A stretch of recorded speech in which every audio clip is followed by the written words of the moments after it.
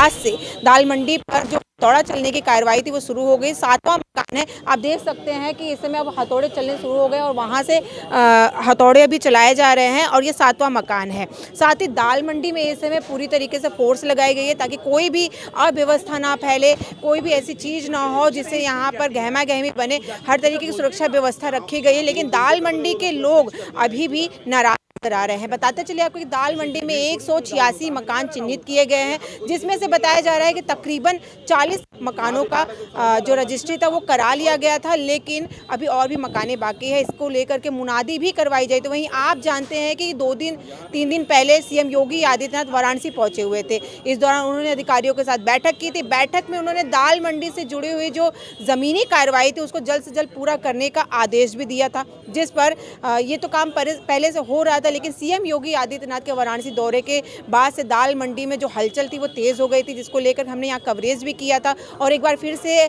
आज दाल मंडी में कार्रवाई शुरू हुई है और 7वां मकान है। इसके साथ ही 2 और भी मकान चिन्हित किए गए हैं जिन पे कार्रवाई होगी और बहुत से लोग हैं उनसे जुड़ेंगे और हम बात करेंगे क्या कहेंगे। इससे पहले चलिए हम यहाँ पे जो अधिकारी हैं उनसे हम बात करते हैं। सर, आज दाल मंडी में हथौड़ा चलने का ये 7वें मकान पे कार्रवाई है। आज दाल मंडी में ध्वस्तीकरण की कार्रवाई एक बार पुनः प्रारंभ की गई है। आज 3 मकान चिन्हित किए गए हैं, जिसमें से पहले मकान पर कार्रवाई प्रारंभ कर दी गई है। शेष 2 पे भी कार्रवाई चल रही है। सुरक्षा के दृष्टिगत पर्याप्त फोर्स लगाई गई है। पैरामिलिट्री फोर्स के साथ साथ में सिविल फोर्स है। बैरिकेटिंग की गई है और लोगों के मूवमेंट को रेगुलेट करने के लिए पीए सिस्टम से अनाउंसमेंट भी किया जा रहा है। ड्रोन से भी एरियल सर्विलांस किया जा रहा है। तो सुरक्षा के सभी उपाय अपनाए गए हैं।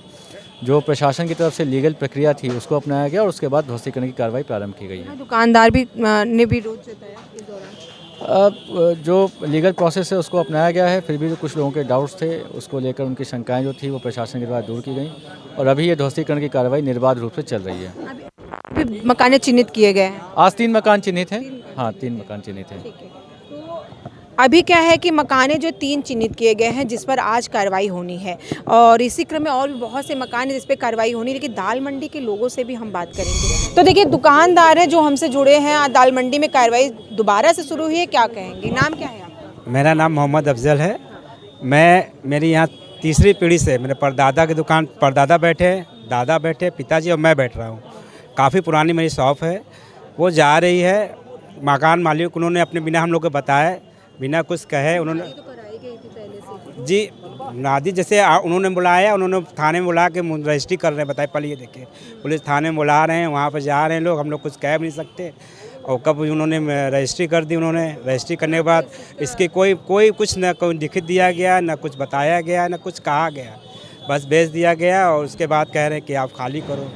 अब अचानक करेंगे इसके बाद? अब वही तो सोचा कि न्याय तो हो नहीं रहा है। अब मुख्यमंत्री महोदय जो है एक तरफ तो मुआवजा दिए जा रहे हैं और हम लोग इतने सारे पुराने इतने सारे दुकानदारों कुछ ऐसा है ही नहीं है, कुछ ऐसा प्रावधान नहीं आ रहा है। हमने लेखपाल जी से बात किया, सीनियर लेखपाल जी से भी हमने बात किया कि साहब कुछ तो मतलब दुकानदारों के लिए कुछ तो, अब 1-2 दुकानदार तो है नहीं मैम, न्याय करें ना। आप तो एक ही तरफ ध्यान दे, बस चौड़ा करना चौड़ा ठीक है।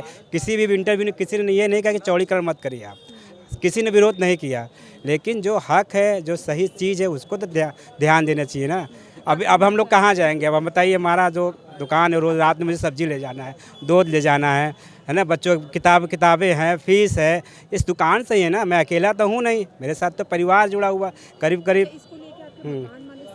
उनका कहना है कि मेरा हो गया, अपना देख लो। उन्होंने ऐसे ही 2 टुक में कहा है कि मेरा अरे करीब 55 साल हो गई और कहने के बाद मेरा हो गया है, अब अपना देखो आप। शुरू से दुकानदारों का, जब ये दाल मंडी का कार्रवाई शुरू हुआ तो सिर्फ दुकानदारों की हम बात कर रहे थे, जो कि एक बार फिर से वही मुद्दा उठ गया है कि दुकानदार अब क्या करेंगे, क्या कहेंगे? बोल रहा देखिए, ये जो भैया कहे हैं कि हम लोग मजबूर हैं, लोग मजबूर काहे नहीं रहेंगे? पहले आप तोड़ने से पहले बताए होते हैं और लोग को जगह दिए होते हैं, लोग को जगह देते हैं, लोग वहाँ शिफ्ट होते हैं। दुकानदारों के लिए पहले आप लोगों की शायद जिला अधिकारी से बात हुई है, लोहता है और मैम सिर्फ बात हो रही है, बात के अलावा काम होती तो फिर लोग काहे बैठते खाने पे? और कोई का बाल है, कोई का बच्चा है, वो कहाँ से खाएगा? यहाँ पे लोग कम से कम हमको लगता है कि दिन 1000 कर्मचारी काम करते होंगे, जिसके बाल बच्चे सब है, वो बताइए कहाँ से खाएंगे? योगी आदित्यनाथ जी को एक बार कदम लेने से पहले ये घटना सोचना चाहिए कि हम क्या कदम उठा रहे हैं। आपको जाने के लिए लौरा भी से नई सड़क बना है, मैदानी से गोदलिया बना है, ये आप 17 फीट चौड़ा करके आप क्या करेंगे ये बताइए। मैम विकास मैम ठीक है, आप हर गली तोड़ दीजिए, इतना है गली सबको तोड़ दीजिए, सिर्फ आपको इसी में बेकार दिख रहा है। और यहाँ पे एक दुकान दो दुकानें हजारों दुकानें, व्यापारी क्या खाएंगे आप हमको ये बताइए ना कि व्यापार कैसे चलेगा। देखिए दुकानदारों का यही सवाल है कि अब उनका क्या होगा, उनकी रोजी रोटी का क्या होगा। और भी लोग जुड़े हैं, आपका नाम? मेरा नाम हफीज़ुर रहमान है। बताइए। अब तो देखिए हो गई और आप है दुकानदार। देखिए ऐसा, क्या दुकानदार क्या सोच रहा है? दुकानदार तो बस मजबूर है, और क्या मजबूरी है उसकी, कुछ भी बोल नहीं रहा है, कुछ खाली सोच ही सकता है। अगर सरकार को चाहिए कि दुकानदारों के बारे में भी सोचें।